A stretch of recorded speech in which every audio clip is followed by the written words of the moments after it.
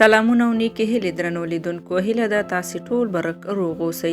نن درته د یوې کونډې ښځې په اړه جالب داستان لرم. تمه ده تر پایه یې وګورئ او زما چینل در سره هرومرو سبسکرایب کړئ. یو سړی غوښتل چې اختر لپاره قرباني وکړي. له ښار څخه یې یو پسه واخیسته او کور ته د راستنېدو په وخت کې ورڅخه پسه خوشې شو او په ټول ښار کې پسه پسې منډې وهلې. پسه په تېښته کې کلي ته ورسېده او د داسې یو مظلومې ښځې کور ته دننه شو چې د خپلو 4 یتیمو ماشومانو سره یې شپې ورځې سبا کولې. دا کونډه ښځه به هره ورځ په دروازه کې د دې په انتظار ودرېده چې ګواکې کوم څوک به یتیمو ماشومانو ته یو مړۍ ډوډۍ راوړي. کله چې د بوډۍ ښځې پسه د خپل کور په انګړ کې ولیدو نو ډېره زیاته خوشحاله شوه چې حتما دا پسه کوم چا د دې د ماشومانو لپاره خیرات کې راوړی دی.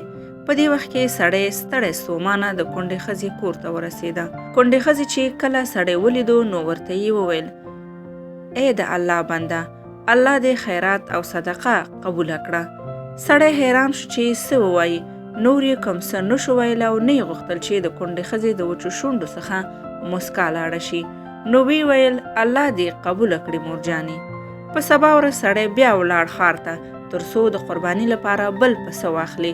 یو ډېر ښه او قوي پسه یې انتخاب کړو او پسه یې موټر ته بوتلو. بیرته راستون شو چې د پسونو څښتن ته پیسې ورکړي. د پیسو ورکولو څخه وړاندې ورته د پسه څښتن وویل: دا پسه دې تاسې ته ډالۍ وي. سږکال زما پسونو ډېر بچي کړي وو او ما دا نیت کړی و چې هر څوک چې نن ورځ لومړی له ما څخه پسه اخلي نو زه به یې ورته وړیا ورکوم. نو درنو لیدونکو، صدقه، خیر او خیرات ورکول د هرې بلا او مصیبت راتلو څخه مخنیوی کوي. نو کوښښ وکړئ چې د غریبانو سره تل خپل وسې کومک وکړئ.